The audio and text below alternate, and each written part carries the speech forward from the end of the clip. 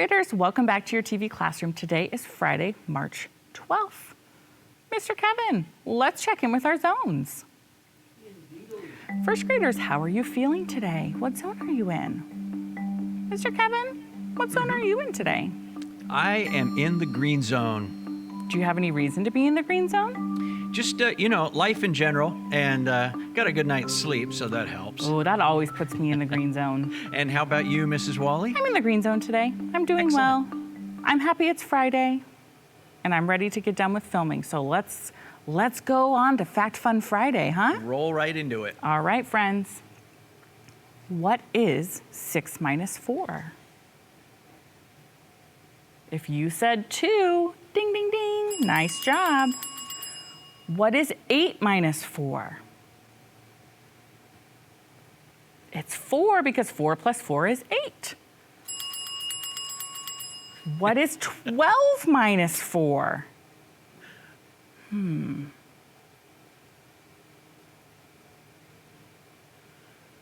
We know it. We do. It's 8. What's 7 plus 4? Ooh, this is a good one because look, I can make a friend of 10 and then add 1. It's Perfect. 11. That's easy. 10. We just did that. Today we are learning to model numbers using base 10 blocks and compare them to models made of ones. Mr. Kevin, I have to run down and get my base 10 blocks. Give me 2 seconds. Maybe you can tell the friends about your favorite food. I would be happy to talk about my favorite food, which is chocolate cake with chocolate frosting, topped off with chocolate milk. Chocolate whipped cream and chocolate ice cream? And whipped cream and chocolate ice cream. Mr. Kevin, I'm inferring something about you. Really? I'm inferring that you like chocolate I do like chocolate, Okay. yes. because all those things were chocolate, and I'm okay with chocolate, but I can have too much chocolate very quickly. Oh, So I think we like all just a can. little bit of chocolate frosting on a different flavored cake, or a little bit of chocolate ice cream with a different flavored cake. I really like cake. All right, friends, I got my base 10 blocks. Phew, sorry about that. I'm just gonna pull them out of my bag. Have you ever seen base 10 blocks before, Mr. Kevin? Can you show them my whiteboard? You might have seen these, or you might have even played with them, but you might not know what they are. These are base 10 blocks, and let me tell you about them. Base 10 blocks have these little cubes that represent 1. And then they have these sticks, and if you see, there's these lines, and it's the same size as the 1 cube. And there's 1, 2, 3, 4, 5, 6, 7, 8, 9, 10 of them all squished together in this cube, in this long rectangular thing. So all the cubes together to make one group of 10. And then this flat right here, it's made up of a bunch of the 10s all put together, and guess how many there are? 1, 2, 3, 4, 5, 6, 7, 8, 9, 10, and it makes 100 because 10 groups of these 10 sticks makes 100, and we can use them to understand ones, tens, and hundreds. Today, we're understanding tens and ones. What is a 10? This is 1 10. You can draw it on your whiteboard like this. I like to make them look like a little rectangle. There's a 10. You can make a 1 by either making a square or just doing a little dot. I do a dot because it's easier for me to draw. But you can draw them as a little square. This is one group of 10, and this is one group of 1. Or 2 groups of 1, or 3 groups of 1, or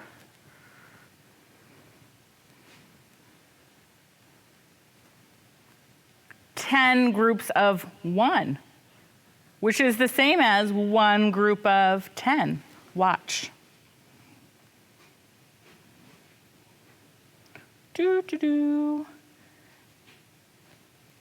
These foam ones are harder to put together. I have some at home that are plastic, and they actually link together to show how it makes the 10, and it's a little bit easier to link. Do-do-do. Do-do-do. Do-do-do. And done. They're the same. One group of 10 is equal to or the same as 10 ones. How cool is that? We've learned what that equal sign means. They're equal, they're the same. They just look different. One's one group and the other's 10 groups. It says show 3 tens using 10 sticks. If you don't have base 10 blocks with you, you can draw a picture. Remember, a 10 in a picture looks like this. And a 1 in a picture looks like this or this. I'm gonna do it with my blocks. It says, use 10 rods, that's these. Show 3 tens. 1, 2, 3. And then it says, use 1 units to show 3 tens. So I have to make 3 groups of 10 with my ones. 2, 4, 6, 8, 10. 2, 4, 6. You should be drawing this, friends. 8, 10. 2. Do you see why we use the 10 rods? This takes a really long time. 4, 6, 8, 10. Now we know how to count by tens. 10, 20, 30. I have 30 ones. That's 30 of these. That equals the number 30. I have 3 10 rods, or 3 groups of 10. Oh. I wonder if it also equals 30. Let's count. It's a group of 10. 10, 20, 30. They are equal. This is 3 tens, or 3 groups of 10. This is 3 tens, but it's 30 groups of 1. 3 groups of 10 is the same as 30 groups of 1 because they both make 30. We shorten that to say 31s. 3 groups of 10 is the same as 31s. 3 tens equals 31s. Would you agree? 3 tens is the same as 31s, which is the number 30. How are the pictures of 1 10 and 10 ones the same, and how are they different? We talked about that this is 10 of the ones, and this is also 10, but this one's just in one solid group, and this one is in 10 little groups. Oh, Mr. Kevin, can you make this big? It says 6 tens is the same as blank groups of 10. Let's look at the picture. Let's count the groups. 1, 2, 3, 4, 5, 6 groups of 10. Right? 6 tens, 6 groups of 10. 6 tens is the same as, this is also 6 groups of 10, but how many ones are there? There's 10 ones in a group. So let's count by tens to figure out how many ones there are. 10 ones, 20 ones, 30 ones, 40 ones, 50 ones, 60 ones, 60 ones. 1 group of 10, 2 groups of 10, 3 groups of 10, 4 groups of 10, 5 groups of 10, 6 groups of 10. But both of them make 60. 10, 20, 30, 40, 50, 60. 10, 20, 30, 40, 50, 60. They are equal or equivalent. They make the same thing. Okay, you try this one on your own. I'm gonna give you 1 minute. Are you ready? Go. 7 tens is the same as 7 tens is the same as ones. Take a look.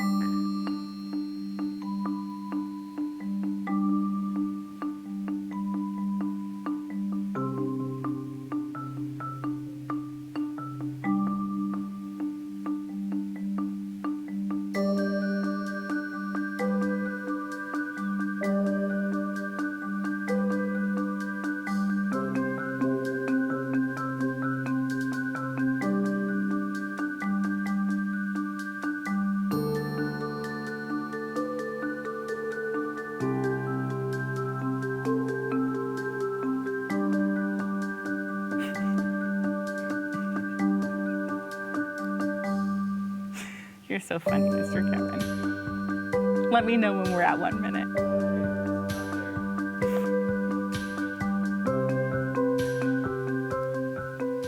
Mr. Kevin was distracted and dancing like a robot back in the booth. All right, 7 tens is the same as, how many groups of 10 do you see? 1, 2, 3, 4, 5, 6, 7. That's interesting. 7 tens is the same as 7 groups of 10. 7 tens is the same as how many ones? We've got to figure out, we've got a group of 10 here, so we can count by 10, right? 10 ones, 20 ones, 30 ones, 40 ones, 50 ones, 60 ones, 70 ones. So 7 groups of 10 is the same as 70 ones. So 7 groups of 10 makes 70. That's interesting. Man, I don't know. I went in a straight line, Mr. Kevin, and it went whoop. I think maybe they need to take a look at my touch screen. 5 tens is the same as how many groups of 5? Look really quick. See if you can figure it out quickly. How many groups of 5? 7 tens is 7 groups of 10. 5 tens is 5 groups of 10. 1, 2, 3, 4, 5 groups of 10. I wonder how many ones that is. 10 ones, 20 ones, 30 ones, 40 ones, 50 ones. 50 ones. You know, when we do story problems, we talk about units. It's important to say what it is we're counting so we know, and that becomes really important when we're dealing with tens and ones. 5 tens is the same as 50 ones because, Mr. Kevin, why is 5 tens the same as 50 ones? Well, I think it's because there's 10 ones in each 10. Yep. And so that gives a total of 50 ones, which means if you have 5 tens, you have 50. Like if I have 5 dimes, that's worth 10. That's the same as having 50 pennies. Both of them make 50 cents. What is it? How many tens? How many tens do you see there? How many groups of 10? 1, 2 10 sticks. So that's 2 tens. And look, they drew it with ones. They drew 2 groups of 10s in ones. How many ones is it? 10, 20, 20 ones. That was your lesson today. You're going to practice that on your workbook page. Now, if you have base 10 blocks, I would highly suggest building each problem and seeing if you can start to see some patterns in what you're doing. You're going to do page 441 and 442 in your math workbook. Today, we learned to model numbers using base 10 blocks and compare them to models made of ones. We used base 10 blocks to model a number. We used counters to model a number. We compared the models. So we used the tens and the ones, and we compared, and we talked about what we were noticing and how the tens and the ones made the same total amount. Great job, first graders. Mr. Kevin, if they want to draw us a base 10 drawing and show equivalent tens and ones, Where can they send it? Well, all you have to do, first graders, and if you need a little help from an adult, no shame in that. Nope. You can email us at tvclassroom@tacoma.k12.wa.us, or you can send something in the regular mail to our TV Classroom headquarters here at 601 South 8th Street, Tacoma, Washington, 98405. Awesome. Thank you so much, Mr. Kevin. Now, friends, it's time for your break. Up next, you're going to have ELA with Miss Oslin. Make sure to get your materials ready, your ELA packet, your learning notebook, your pencil, your learning buddy, and be ready to learn when she comes on the screen. I hope you have a great rest of your Friday, and I will see you next time. Bye, friends.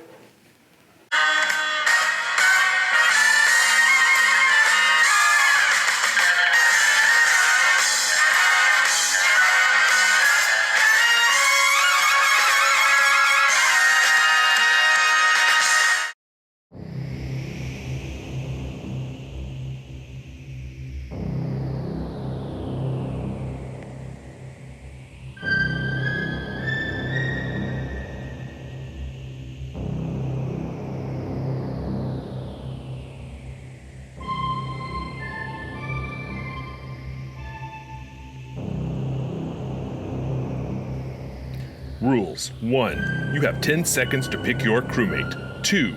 A new timer will appear with an exercise for the crewmate you picked. 3. You will get 10 points for each correct crewmate and exercise you choose. 4. If you pick the imposter, you will lose all your points. 5. See how many points you can get.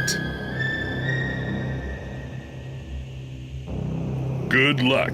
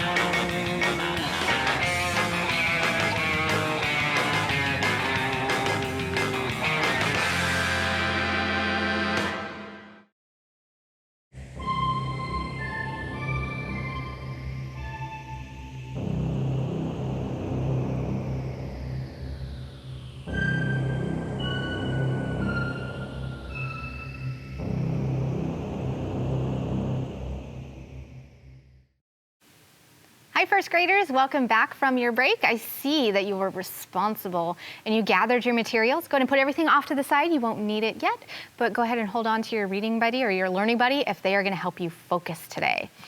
You'll remember today and every day when we come together, your job is to listen, share, read, and write.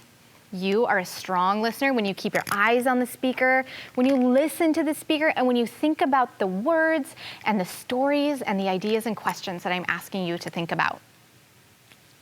You will get an opportunity to share today, and I do want you talking out loud about your ideas. You can talk to your learning buddy, you can talk to someone in the room with you, or you could talk to me on the screen. I'd love to hear your thinking. We have been learning all about writing personal narratives. And we have learned that personal narratives come from the people around us, the places that we love.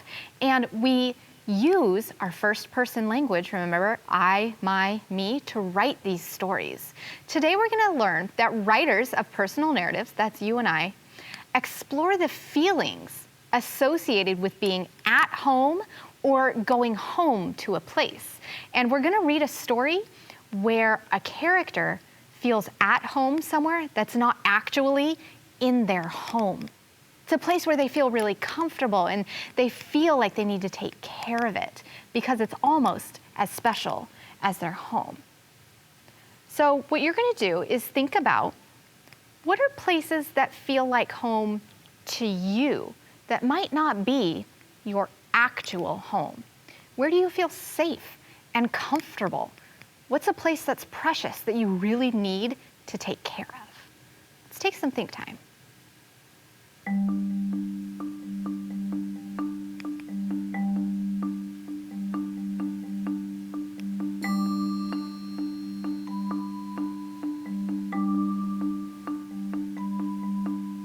Turn and tell your learning buddy what you're thinking. Rashid, I'm thinking about Mr. Oslin's family has a mountain house out in Cle Elum. I feel really comfortable there. I feel really safe there. I always look forward to going there. And I feel a need to protect it and take care of it to make sure that we can continue going there. Now, let's read our story, My Steps by Sally Derby, illustrated by Adjoa J. Burrows.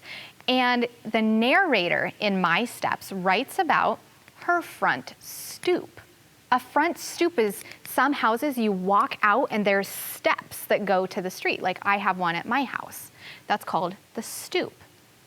Now, why do you suppose that our author, Sally Derby, chose to write about a stoop? Take some think time.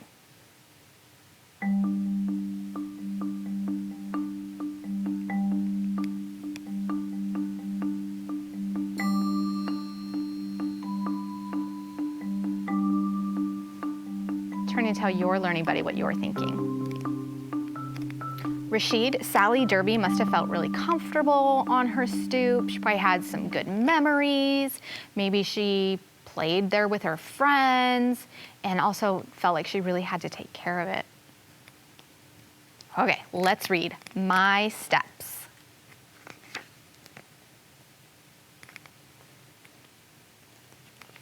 These are my steps, all 5 of them. 1, 2, 3, 4, 5. I can hop up from 1 to 5 and down from 5 to 1 on just 1 foot. Okay, I want you to look at the illustrations of this page. And what signs do you see that our character plays there on her stoop, on her steps? What do you notice?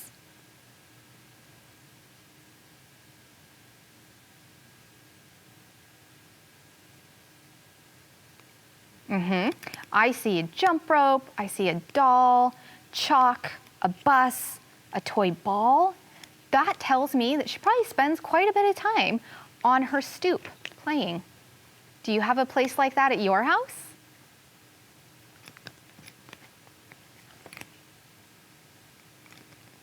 Whenever it's a pretty day, I play on my steps while cars and buses swoosh down the street and people walk by on the sidewalk. Sometimes I know the people, and then I say, "Morning, Mrs. Johnson," Afternoon, Preacher Jones. But my mom always says, don't you go talking to strangers. So I don't. I look away.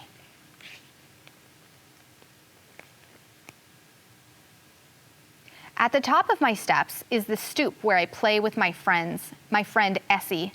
Every morning before Essie comes, I bring the broom out and I sweep away all the dirt and the ants and the bugs and the glass if some got broken in the night. So, how can we tell that these steps are really special to our character? What are they doing? Turn and tell your learning buddy. Rashid, she's sweeping them. She's making sure that they're clean and she's taking care of them.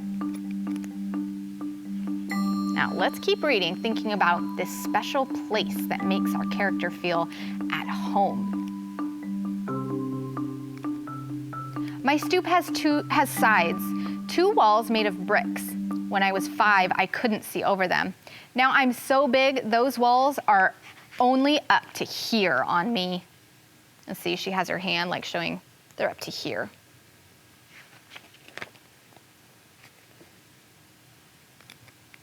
Essie and I pretend the walls are horses and we climb up and ride. Sometimes when my mom's not looking, we stand on the horses' backs like the lady in the circus.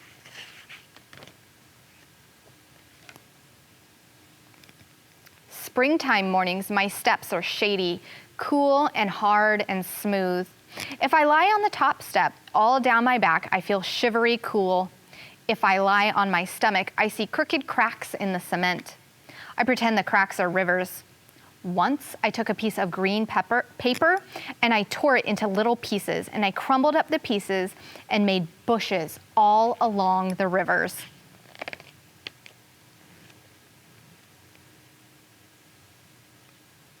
Essie and I like to color. She sits on 2 and puts her paper on 3. I sit on 4 and put my paper on 5. That way, we each have our own desk, just like in school. But if we don't put away our crayons, the old sun can melt them so they stick to the steps. It takes a lot of scraping when crayons stick to cement. I bet. These steps are just an amazing place for our character, aren't they? They seem just so simple and plain, just steps outside her house, but she's taking care of them. She's using them like a desk at school. She's writing the walls like horses, like using her imagination. She's decorating them with fake bushes made out of trees. It's very special and unique. And the narrator and her friends spend a lot of time there together. They like to watch the people walk by. They like to write about what they see. Think about, do you have a place like this?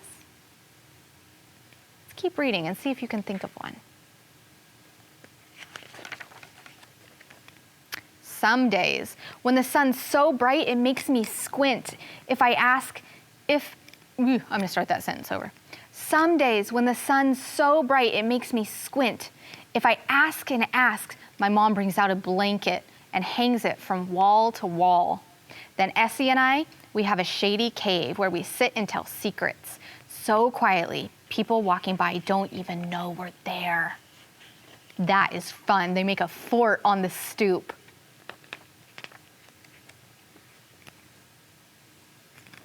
I have another friend, that's Nicholas. And when he comes, we all play Stone School. Here's how we play. I'm teacher first because they're my steps. I put my hands behind my back and hide a little stone. Then I put my hands out in front. Essie and Nicholas sit on one, that's kindergarten. And they take turns guessing which hand. When they guess right, they get to move up to first grade. And whoever gets to fourth grade first gets to be teacher next. I find it really interesting how she's named the steps. Did you notice that?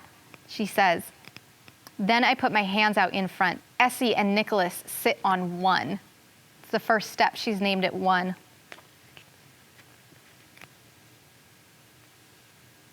Sometimes on summer afternoons when the cement is hot through your toes, the firemen open up the hydrant near my steps.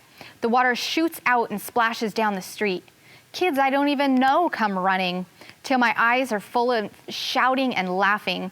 We get our clothes wet and our faces wet and our hair wet, and we kick and splash and run till the firemen close the hydrant.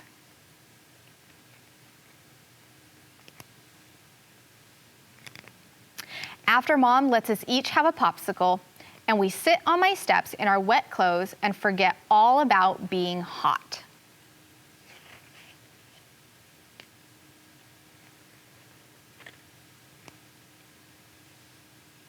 Summer is better than fall, and hot is better than cold. But I keep my steps clean, even when Mom says it's too cold to play on them. Before school, I sweep away all the leaves. If the leaves were wet, I have leaf prints on my steps like shadow leaves. When I come home from school, the leaf prints are gone, but I have more leaves to sweep. Wow, she even keeps them clean in the fall when she's not sitting on the stoop.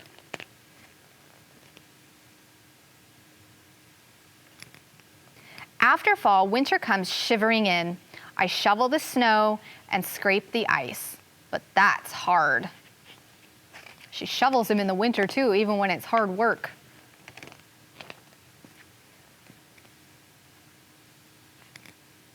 When I finish, my mom says, "Girl, let me feel that muscle." Even in the winter, I'm glad I have my steps, all 5 of them.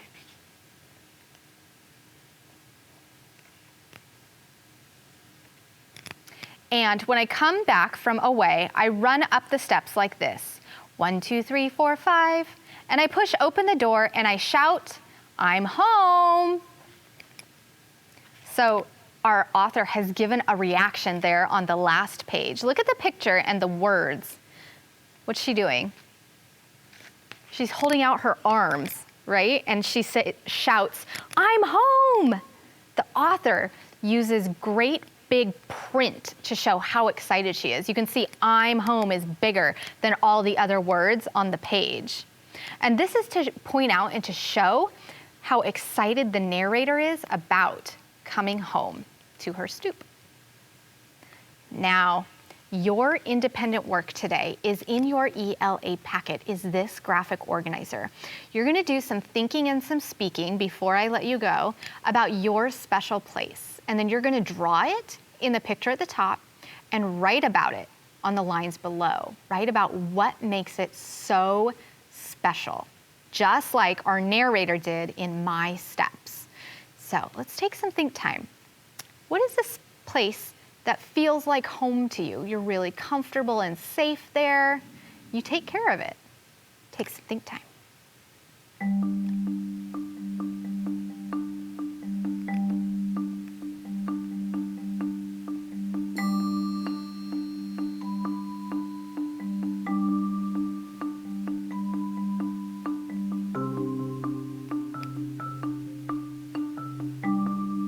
Turn and tell your learning buddy all about your special place. Rashid, okay, now that I've read My Steps, I'm also thinking about the stoop I have in front of my house, where we get furniture out when it's warm and we sit out there and watch the kids play in the street. We have the sprinklers going, they're running through the sprinklers. We eat dinner out there when it's nice out. It's where we put our bikes when we're done with a bike ride. But I'm also thinking about the mountain house that we like to go to, and how when it's winter and it's snowy outside, we can go outside and play in the snow, but then we come inside and sit by the fire and get all warm. Oh. Now that you've had an opportunity to think about your special place, I want to remind you that today we learned that writers of personal narratives explore the feelings associated with being at home or going home to a place. And while you're doing your independent reading, I want you to think about, what are the places included in your independent reading books? Why do you think your author has included those special places in that book? You're going to continue tracking your goals on your reading log, and then again, your writing assignment. You got a chance to think about what you are going to write about. You get a chance to speak about it. You're going to think about how you will draw and write all about your special place. And we would love for you to send this to us here at our TV classroom. I would love to read your writing and know all about a place that feels like home to you. Mr. Kevin, how can our first graders send us their work? Well, just ask your adult to help you. Send us an email to tvclassroom@tacoma.k12.wa.us, or you can send it to the TV Classroom headquarters in regular mail at 601 South 8th Street, Tacoma, Washington, 98405. And yes, our headquarters has a big stoop. It does. It goes out like the whole first floor of the building, doesn't it, Yeah, Mr. Kevin? lots of steps. Lots of steps. All right, first graders, now it's time for our affirmation. This is the time we say positive things about ourselves before we go off to complete our independent work. Let's take a deep breath.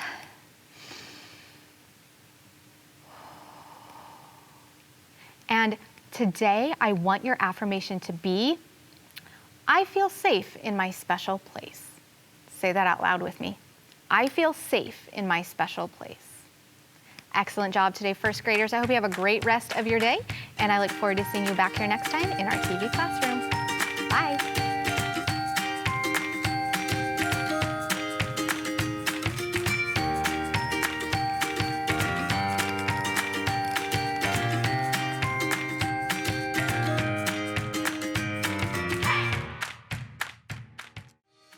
Hey kids, we want to see your work. Just send your pictures and your stories to TV Classroom, 601 South 8th Street, Tacoma, Washington, 98405.